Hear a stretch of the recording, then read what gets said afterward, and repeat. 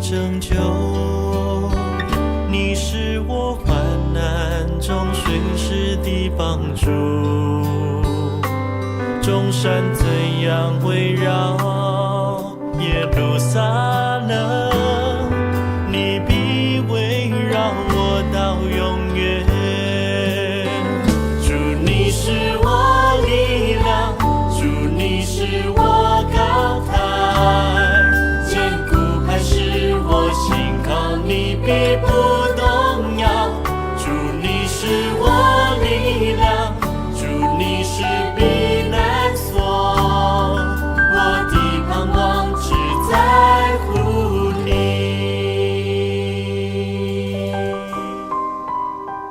我的诗歌，我的拯救，你是我患难中随时的帮助。众山怎样围绕耶路撒冷，你必围绕我到永远。主，你是我力量，主，你是我高台，坚固磐石，我心靠你必不动摇。主，你是我力量，主，你是避难所，我的盼望只在乎你。主，你是我力量，主，你是我高台，坚固磐石，我心靠你必不动摇。主，你是我力量，主，你是避难所，我的盼望只在乎你。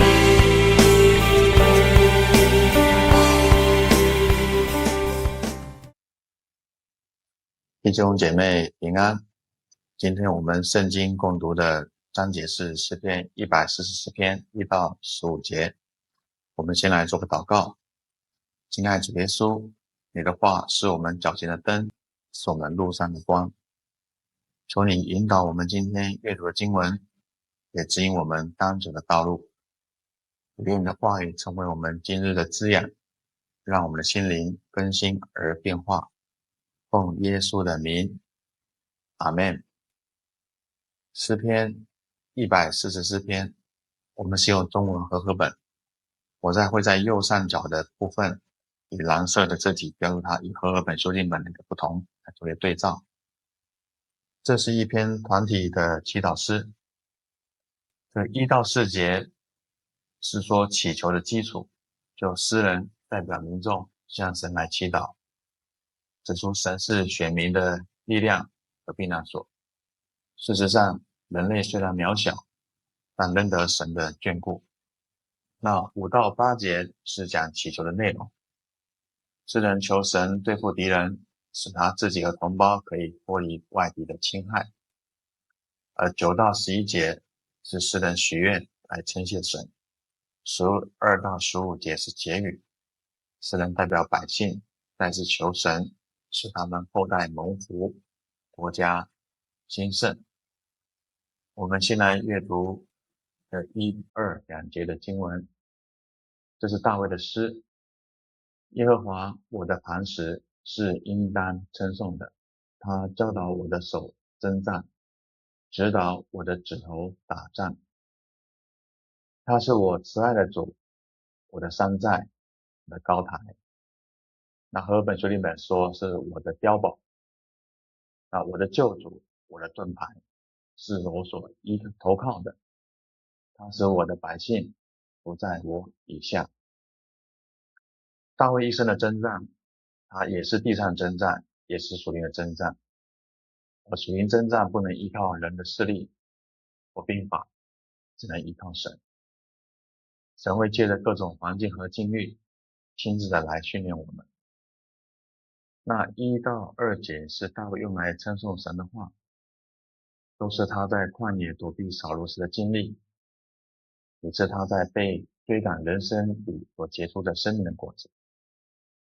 那第1节说的耶和华我的磐石，第2节另说到神成为幸福6样所依靠的，这7样可以表达神成为我们信徒所需要的一切，有其重要的功用和意义。像第一个磐石的部分是讲坚固的根基或藏身的之处。那第二是慈爱的主，就好比说我们的一个爱护者或守护的者。第三，山寨，巩固的一个保障。第四，高台，这也超过仇敌的守望处。第五，救主，是有力的，能够胜过仇敌。第六，盾牌，是可以护卫我们自己的本身的安全。第七，投靠者，是能够来保护我们的保护者。我们在阅读第3节，耶和华，人算什么，你竟认识他；世人算什么，你竟顾念他。那这一节是真实的刻画的大卫，那回顾神诗人给卑微的人的自大慈爱，而再一次的大受感动。这与当初神借着先知拿单宣布对大卫家的永恒恩典与祝福时，大卫满怀激动地称谢神的情景相似。弟兄姐妹，从这些经文，我们是不是有经历过神的眷顾恩典呢？我们思想，我们人生经历是多么的奇妙，神是如何的在我们人的生命当中来动工，来保护着我们。我们要为此来献上感谢。第4节，人好像一口气，他的年日如同影儿，快快过去。那修订版是说，人不过像一口气，他的年日如影消逝。是的，指人生的无常与岁月的无情。从永恒的神的角度来看的话，人生仿佛是那稍纵即逝的影儿，世人则是虚无至极的渺小存在。在约翰福音6章27节中也说到，不要为那会坏的食物操劳，而要为那存到永生的食物操劳。这食物是人子要赐给你们的，因为天父已印证了。我们阅读第5节跟第6节，耶和华，求你使天下垂，亲自降临，摸山，山就冒烟。求你发出闪电，使他们四散，射出你的箭，使他们扰乱。这个摸山就是使山就冒烟，这表示神的临在与帮助。神的出现往往伴随着密云蓝烟与火花。在出埃及记19章16、18节说到，到了第3天早晨，山上有雷轰、闪电和密云，并且角声非常响亮，云中的百姓尽都颤抖。西乃山全山冒烟，因为耶和华在火中降临山上，山的烟雾上腾，仿佛烧窑，整座山剧烈震动。此处的烟与闪电象征着即将要临到仇敌的无法躲避的宰羊。第7节，求你从上，就是高处伸手救拔我，救我脱离大水，是脱离大水，救我脱离外邦人的手。这边的大水是比喻敌人的恶势力，也是指仇敌带来的危机。求你从上来伸手。这上并不是表示单纯的空间位置，乃是指神具有超越性的全能，因为神是超越空间跟时间的。第8节，他们的口说谎话，他们的右手起假誓。古代近东地区有发誓或签约时举右手的习惯，然而当时以色列周边国家常常违背举右手签的合约，贸然侵略别国。第9节，神啊，我要向你唱新歌，用十弦瑟向你歌颂。